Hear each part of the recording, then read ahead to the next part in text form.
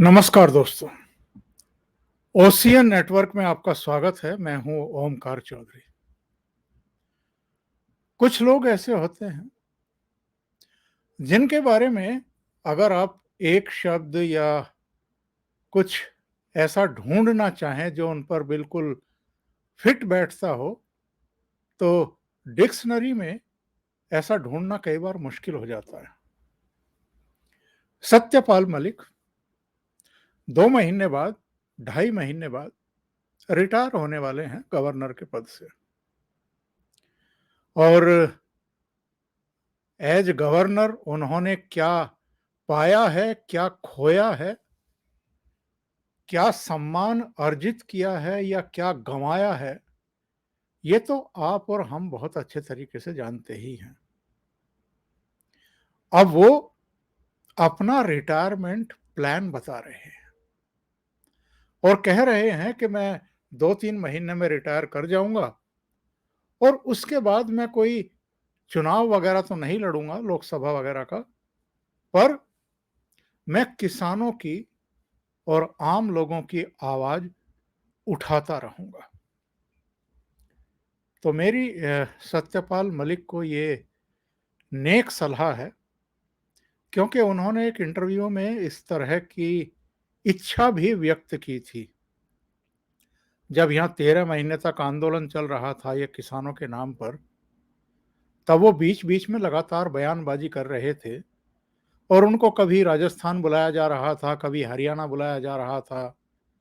West UP में तो उनको बहुत ही कम बुलाया जाता है, क्योंकि जहाँ से वो आते हैं वहाँ से लोग उनके कुल मिलाकर के राजनीतिक चरित्र से बहुत अच्छे तरीके से वाकिफ हैं। तो जो बाहर के राज्य हैं, हरियाणा, राजस्थान, वहाँ वो बुलाए जाते थे और वहाँ उनका एक सूत्री कार्यक्रम था कि मोदी सरकार के खिलाफ बयानबाजी करना। यानी जिस प्रधानमंत्री ने उनको गवर्नर बनाया, बिहार का गवर्नर बना करके भेजा था, उनके पास कुछ समय के लिए उड़ीसा का भी कार्यभार रहा, फिर उनको एक और महत्वपूर्ण राज्य दिया गया, जम्मू कश्मीर। फिर जम्मू कश्मीर में जब 370 हटाई गई तो इनको शिफ्ट कर दिया गया गोवा, क्योंकि राज्यपाल का पद तो गोवा में था। जम्मू कश्मीर और लद्दाख चूंकि केंद्र के अधीन हो गए थे, तो वहां उपराज्यपाल को भेजना था। और गोवा में भी जो गुल खिलाए प्रमोद सावंत इनसे दुखी हो गए, फाइलें उनकी रोक करके बैठते थे, तो फिर इनको मेघालय भेज दिया। और ये प्रधानमंत्री से इस कदर चिढ़े कि गवर्नर का जो पद का एक सम्मान होता है, गरिमा होती है, मर्यादा होती है, उसको भी भूल गए। और जो प्रधानमंत्री की एक गरिमा होती है, जो एक सम्मान होता है, प्रधानमंत्री पद का जो सम्मान होता है, उसको भी इन्होंने ताक पर रख दिया। कैसी कैसी बातें उन दिनों इन्होंने कही हैं, जरा सुनिए। देश में इतना बड़ा आंदोलन आज तक नहीं चला है जिसमें 600 लोग शहीद हो गए। कुतिया भी मरती है तो दिल्ली के नेताओं का शोक संदेश जाता है, लेकिन 600 किसानों का प्रस्ताव लोकसभा में पास नहीं हुआ। और मैं इस पे इतना, मेरे से पूछा वहां डीडवाना में कि साहब आपको ऐसा क्या हो गया था जो आपको बोलना पड़ा। मैं कहा मैं इस बात से बहुत आहत हूं कि 600 लोग, अभी कहीं एक्सीडेंट हुआ, आग लगी कल उसमें महाराष्ट्र में, 5-7 लोग मरे उसमें, लेकिन दिल्ली से प्रस्ताव आ गया उनके पक्ष में। हमारे 600 लोग मरे, उस पर कोई नहीं बोला। संसद में कोई हमारे वर्गों के लोग जहां हैं वो भी खड़े नहीं हुए प्रस्ताव। हमारे लोग, ये एक राज्यपाल का वक्तव्य है। एक स्टेट के गवर्नर इस अंदाज में बोल रहे हैं, हमारे 600 लोग मर गए, जैसे ये गवर्नर ना होकर के एक किसान आंदोलन के नेता हैं और किसानों की ही राजनीति कर रहे हैं। जब इनसे कहा गया, बहुत सारे लोगों ने क्रिटिसाइज किया, सोशल मीडिया पर भी इनके खिलाफ लगातार आवाजें उठती रही कि आप गवर्नर होकर के इस तरह की अमर्यादित टिप्पणियां, इस तरह की राजनीति कैसे कर सकते हैं। लेकिन ये तो अंदर से जैसे जले भुने बैठे थे प्रधानमंत्री से और गृह मंत्री से, क्योंकि इनको लगता था कि मुझे तो अगर जम्मू कश्मीर से हटाया गया तो कोई बहुत बड़ा सूबा मिलना चाहिए, मध्य प्रदेश जैसा, उत्तर प्रदेश जैसा, या दूसरा उत्तर प्रदेश तो मिल नहीं सकता था, क्योंकि ये उत्तर प्रदेश में ही पैदा हुए, वहीं इनकी शिक्षा दीक्षा हुई, एक बार अलीगढ़ से मेंबर ऑफ पार्लियामेंट भी रहे, विधायक भी बागपत से रहे। लेकिन इनकी बयानबाजी जारी रही, और जब कहा गया कि आप अगर राजनीति ही करनी है तो इस्तीफा क्यों नहीं देते, तो जरा सुनिए इन्होंने अपने इस्तीफे के बारे में भी क्या कहा। कि गवर्नर साहब, जब इतना आप महसूस कर रहे हो तो आप इस्तीफा क्यों नहीं देते? मैं कहा, भाई आपके पिताजी ने बनाया था मुझे जिसने बनाया था, ना तो मैं वोट से बना, मुझे बनाया था दिल्ली में 2-3 बड़े लोग हैं उन्होंने, और मैं उनकी इच्छा के विरुद्ध बोल रहा हूं, तो ये तो मैं जान के बोल ही रहा हूं कि उनको दिक्कत होगी। वो जिस दिन मुझे कह देंगे कि हमें दिक्कतें छोड़ दो, मैं एक भी मिनट नहीं लगाऊंगा। और पहले दिन जब मैं किसानों के पक्ष में बोला तो ये तय करके बोला था कि मैं फौरन छोड़ दूंगा और किसानों के धरने पे आके बैठ जाऊंगा। क्या कहा इन्होंने कि मैं तो बोल ही इसलिए रहा हूं क्योंकि मुझे पता है जिन 2-3 आदमियों ने मुझे, बड़े आदमियों ने मुझे बनाया है गवर्नर, उनको मेरे बोलने से तकलीफ होगी, और जब उनको तकलीफ होगी तो वो मुझसे कहेंगे कि गवर्नरी छोड़ दो। तो मैंने तो ये तय कर लिया था कि जब मुझे कहा जाएगा तो मैं आकर के किसानों के बीच में बैठ जाऊंगा, यानी आंदोलन पर आकर के बैठ जाऊंगा। मेरा कहना यह है कि सत्यपाल मलिक क्या वही जवान नहीं बोल रहे हैं जो अक्सर राकेश टिकैत बोलते हैं?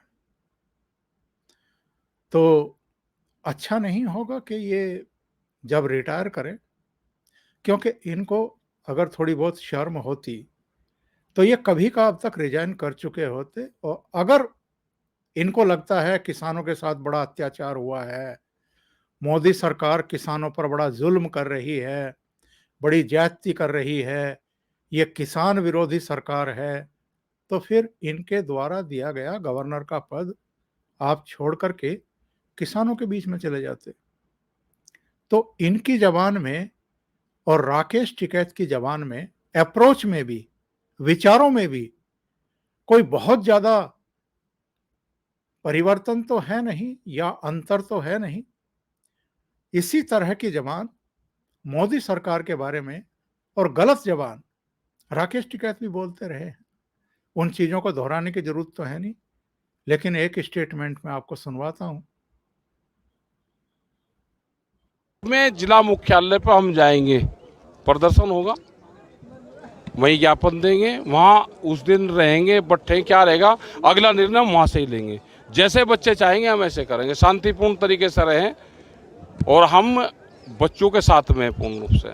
4 साल की नौकरी नहीं होती, 4 साल का तो बहकावा और कागजों में लिखी जा, 4 साल की कोई नौकरी होती है क्या? विधानसभा MP MLA 4 साल में ये कोई प्रस्ताव जा सकते हैं कि हम एक बार लड़कर दोबारा नहीं लड़ेंगे? ये भी ले आवे अपनी वो, और ये भी पेंशन नहीं लेंगे, 4 साल का कर दे, 5 साल का ही रखना, लेकिन ये करता कि जो एक बार लड़ेगा वो दोबारा नहीं लड़ेगा। हम ये प्रस्ताव भी ले आए, और कोई पेंशन नहीं लेंगे। हम भी सोच लेंगे भाई पॉलिटिकल आदमी भी 4 साल ही रहेगा। ये चलेगा नहीं देश में, देश संविधान से उससे चलेगा। देश ये नहीं कि जो कुछ ये कहेंगे उसी से ही चलेगा, ये तो जनता है। अग्निपथ योजना के बारे में ये भड़काने की कोशिश कर रहे थे युवाओं को, और इन्होंने कहा था कि 30 जून को हम सभी जिला मुख्यालयों पर प्रदर्शन करेंगे, धरने देंगे और अगर बैठना पड़ा तो बैठेंगे। पर 30 जून आते-आते जो आम नौजवान थे उनकी समझ में आ गया कि ये तो आग लगाने वालों में से हैं, इनकी बातों में मत आओ। देश की सेवा के लिए अगर सेना में भर्ती होने का मौका मिल रहा है, तो 4 दिन के लिए भी मौका मिलेगा तो हम भर्ती होंगे। और हम और आप देख रहे हैं कि भर्ती खुलने के बाद लंबी-लंबी लाइनें लगी हुई हैं, भर्तियां हो रही हैं, लाखों आवेदन आ रहे हैं। जो वो बिहार में आग लगा रहे थे, उत्तर प्रदेश में आग लगा रहे थे, पलवल से लेकर के महेंद्रगढ़, रेवाड़ी और दूसरी जगहों पर, ये सब मोटिवेटेड और पूरी तरीके से पॉलिटिकल जो बैक होती है पीछे से कि मोदी सरकार को बदनाम करो, मोदी सरकार को बदनाम करो, ये उसका नतीजा था। और खुद इन्होंने, गवर्नर साहब ने क्या कहा था अग्निपथ के बारे में, इन्होंने भी भड़काने की कोई कसर बाकी नहीं छोड़ी। इसीलिए मैं कह रहा हूं कि इनके और राकेश टिकैत के विचार कितने मिलते हैं। तो रिटायरमेंट लेने के बाद इनको तो राकेश टिकैत के साथ मिलकर के धरनों पर बैठना चाहिए, किसानों के लिए आवाज बुलंद करनी चाहिए। क्या हो गया अगर आप 76 साल के होने जा रहे हैं 20 दिन बाद? कोई बात नहीं है, आप में तो बड़ा भारी जोश है, किसानों के लिए बड़ी हमदर्दी है आपके दिल में, तो आपको गवर्नरी से रिटायर होकर के धरना प्रदर्शन ही करना चाहिए राकेश टिकैत के साथ बैठ करके। बड़ा अच्छा लगेगा जब मिल बैठेंगे यार दो। सुनिए अग्निपथ के बारे में इन्होंने क्या कहा, अभी हाल ही में कहा था। वो 4-4 साल से मेहनत कर रहे थे, वेट कर रहे थे।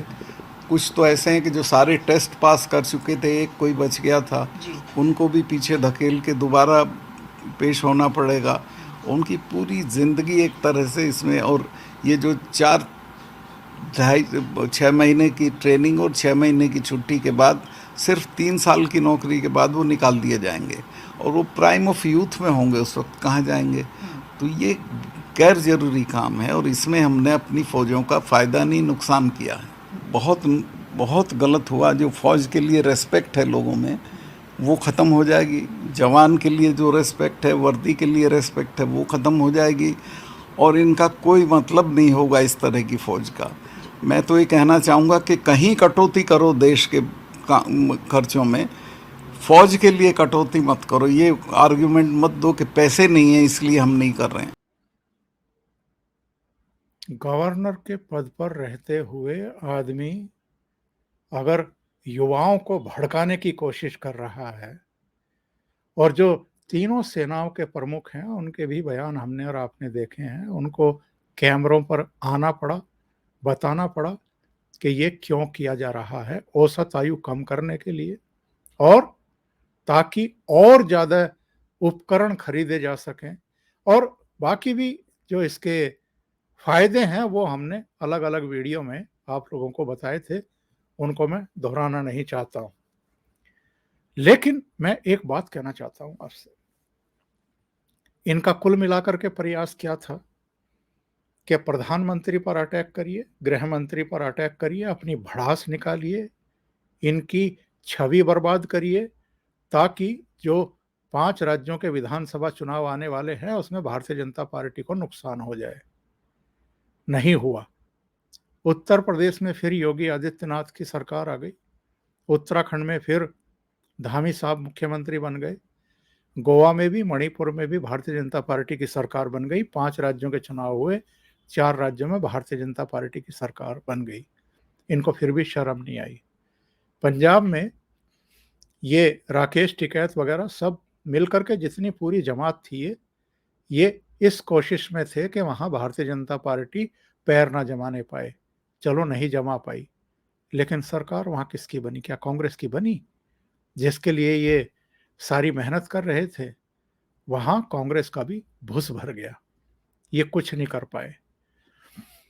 एक मुझे किस्सा याद आ रहा है, 2017 में हामिद अंसारी की उपराष्ट्रपति पद से विदाई हो रही थी और एम वेंकैया नायडू उपराष्ट्रपति पद की शपथ ले रहे थे और उनका वेलकम किया जा रहा था, इनको विदाई दी जा रही थी। पार्लियामेंट में इनकी विदाई पर जो कुछ प्रधानमंत्री नरेंद्र मोदी ने कहा था, जरा एक बार वो सुनते हैं। कई बार मेरे दिमाग में आता है कि काश इन गवर्नरों की भी इस तरह की विदाई के समारोह होते और प्रधानमंत्री को कुछ कहने का मौका मिलता, तो जैसे हामिद अंसारी को उन्होंने भिगो भिगो करके मारा था, ऐसे ही इस तरह के जो बिगड़ैल गवर्नर हैं, उनको भी वो आईना दिखा करके ही उनके घर भेजते। इनके तमाम तरह के उल्टे सीधे बयानों के बावजूद ना गृह मंत्री ने एक बार पलट करके कुछ कहा है, ना प्रधानमंत्री ने कुछ कहा है। यानी इनको इनकी जगह दिखा दी है कि आपने तो अपने पद का कोई सम्मान नहीं रखा, कोई गरिमा मर्यादा नहीं रखी, लेकिन हमें पता है हम जिस पद पर बैठे हुए हैं उनकी गरिमा और मर्यादा क्या होती है। और हामिद अंसारी ने भी राज्यसभा का सभापति रहते हुए सरकार को कितनी मुश्किलों में डाला, ये कम से कम पार्लियामेंट कवर करने वाले सब जानते हैं। जरा सा हंगामा कांग्रेस के सदस्य करते थे और वो राज्यसभा की कार्रवाई स्थगित करके चले जाते थे। कई कई दिन तक आधा सत्र बर्बाद करके रख दिया और जो विधायी कार्य होते थे सरकार के, वो पूरे नहीं हो पाए कभी। तो जब विदाई समारोह हो रहा था, तो प्रधानमंत्री ने अपने पद की गरिमा और मर्यादा का ध्यान रखते हुए क्या कहा था, जरा एक बार उसको सुन लेते हैं। हिस्सा वेस्ट एशिया से जुड़ा रहा एज ए डिप्लोमेट, उसी दायरे में ज़िंदगी के बहुत वर्ष आपके गए, उसी माहौल में, उसी सोच में, उसी डिबेट में ऐसे लोगों के बीच में रहे। वहाँ से रिटायर होने के बाद भी ज़्यादातर काम वहीं रहा आपका, माइनॉरिटी कमीशन हो या अलीगढ़ यूनिवर्सिटी हो, तो एक दायरा आपका वही रहा। लेकिन ये 10 साल पूरी तरह एक अलग जिम्मा आपके सिर में आया और पूरी तरह एक एक पल संविधान संविधान संविधान के ही दायरे में चलाना, और आपने उसको बखूबी निभाने का भरपूर प्रयास किया। हो सकता है कुछ छटपटाहट रही होगी भीतर आपके अंदर भी, लेकिन आज के बाद शायद वो संकट आपको नहीं रहेगा। मुक्ति का आनंद भी रहेगा और अपने मूलभूत जो सोच रही होगी उसके अनुसार आपको कार्य करने का, सोचने का, बात बताने का अवसर भी मिलेगा।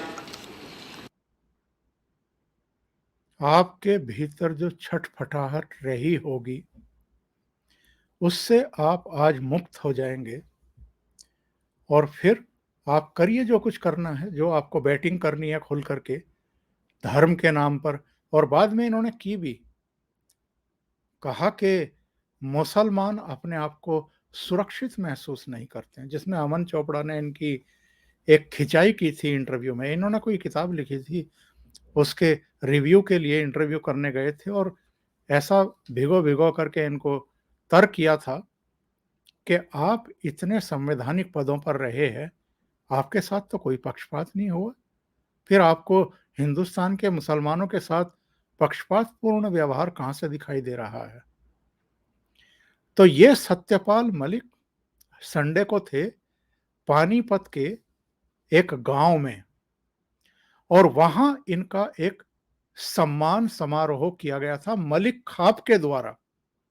मतलब ये स्तर इन्होंने कर लिया है कि अब खाप जाटों की खापों के सम्मान समारोह में पहुंचते हैं और वहां भी राजनीति करते हैं। अभी गवर्नर पद से रिटायर नहीं हुए, जैसे किसान आंदोलन के दौरान इन्होंने राजनीति की, जमकर के बयानबाजी की, अटैक किए प्रधानमंत्री पर, गृह मंत्री पर, वैसे ही अब भी कर रहे हैं। और इन्होंने कहा कि साहब मोदी सरकार ने, केंद्र सरकार ने किसानों को बर्बाद किया पहले, अब सैनिकों को तबाह कर रही है। अग्निपथ स्कीम गलत है और इससे सेना का बड़ा नुकसान होगा। और ये भी कहा इन्होंने कि जो किसान आंदोलन है, अभी उसको आधी कामयाबी मिली है। एमएसपी को लेकर के जब तक कानून नहीं बन जाता, तब तक लड़ाई कंप्लीट नहीं होगी। और कहा कि मेरा 2-3 महीने में कार्यकाल खत्म हो जाएगा, इसके बाद मैं सच बोलता रहूंगा और किसानों और जवानों के हक में आवाज उठाता रहूंगा और कोई चुनाव नहीं लड़ूंगा। सत्यपाल मलिक के बारे में मैं बहुत गहराई से जानता हूं, समझता हूं। मेरी तो इनसे बहुत मुलाकातें हैं, लंबे इंटरव्यू भी हैं। जब मैं संपादक था हरिभूमि का, मैंने इनका लंबा इंटरव्यू लिया था। हालांकि ये जो चित्र आप देख रहे हैं मेरा और सतपाल मलिक का, ये तब का है जब मैं मेरठ गया था डीएलए अखबार लॉन्च करने के लिए। तो वहां पर ये किसी प्रोग्राम में आए हुए थे, इनका फोन आया कि ओमकार भाई आप मेरठ में हैं। मैंने कहा हाँ जी मैं मेरठ में हूँ, तो मैं आ रहा हूँ आपकी चाय पीने के लिए। आ गए, 2 घंटे बैठे, बातचीत हुई। हमारी अक्सर मुलाकातें होती रहती थी, डिस्कशन होते रहते थे। लेकिन मैं इनके बारे में बहुत अच्छे तरीके से जानता हूं, और मैं ही नहीं जानता हूं, बहुत सारे लोग जानते हैं। ये चौधरी चरण सिंह के साथ रहे, चौधरी चरण सिंह बड़ा सम्मान करते थे, ये चौधरी चरण सिंह के भी नहीं हुए। ये राजीव गांधी के साथ चले गए, राजीव गांधी ने इनको राज्यसभा की सीट दी, ये राजीव गांधी के और कांग्रेस के भी नहीं हुए, फिर छोड़ दी। फिर ये विश्वनाथ प्रताप सिंह के साथ चले गए, विश्वनाथ प्रताप सिंह के भी नहीं हुए। हालांकि उन्होंने चुनाव भी लड़वाया, इनको मंत्री भी बनवाया अपने सरकार में। इसके बाद ये मुलायम सिंह यादव के साथ चले गए। मुलायम सिंह यादव इनको हेलीकॉप्टर में बैठा करके बड़ा घुमाया इनको, हालांकि वो जानते थे और उन्होंने इनको राज्यसभा भी नहीं दी। तो वहां से भी इनका मोह भंग हो गया। फिर ये भारतीय जनता पार्टी में आ गए। भारतीय जनता पार्टी में इनको काम करना पड़ा, किसान मोर्चा में इनको पदाधिकारी बनाया गया और इनको इंतजार करना पड़ा जब तक कि मोदी प्रधानमंत्री नहीं बन गए। और मोदी ने, इनको कोई पूछ नहीं रहा था, मोदी ने इनको गवर्नर बनाया। अमित शाह की कंसल्ट थी उसमें, कुछ आरएसएस के एक आध पदाधिकारी थे जिन्होंने सिफारिश की थी। और शायद नरेंद्र मोदी ने जो गलतियां की हैं इन 8 सालों में, उसमें जो बड़ी गलतियां हैं उनमें एक सतपाल मलिक को गवर्नर बनाने की भी थी। तब तो शुरू में तो ये बड़ा सम्मान करते थे नरेंद्र मोदी का, आते थे तो शॉल वगैरह उड़ाते थे, बड़ी गर्मजोशी दिखाते थे। और जब ये बिहार के गवर्नर थे तो नीतीश अगर पहुंचते थे अगवानी करने के लिए तो गवर्नर के तौर पर ये भी पहुंचते थे, वहां भी ये बड़ा सम्मान दिखाते थे। लेकिन उसके बाद जब इनको जम्मू कश्मीर से हटा करके गोवा भेजा गया, और गोवा में भी जब मुख्यमंत्री से इनकी अनबन हो गई तो इनको मेघालय भेजा गया, तब से ये ऐसे चिढ़े कि ना गवर्नर पद की गरिमा का और मर्यादा का ख्याल रहा और ना प्रधानमंत्री के पद का रहा। तो मेरा तो यही कहना है कि भाई आप रिटायर हो रहे हो, भारतीय किसान यूनियन में शामिल हो जाओ, खूब किसानों की सेवा करो। अब बहुत बहुत धन्यवाद। अभी के लिए इतना ही। अगर आपको ये चैनल और इसके कंटेंट पसंद आ रहे हैं तो लाइक करें, कमेंट करें, वीडियो को शेयर भी करें। अभी तक अगर आपने ये चैनल सब्सक्राइब नहीं किया है तो सब्सक्राइब कर लें और साथ में लगे बेल आइकॉन को दबा दें ताकि आगे आने वाले वीडियो और उनके नोटिफिकेशन आप तक पहुंचते रहें। बहुत बहुत धन्यवाद। नमस्कार।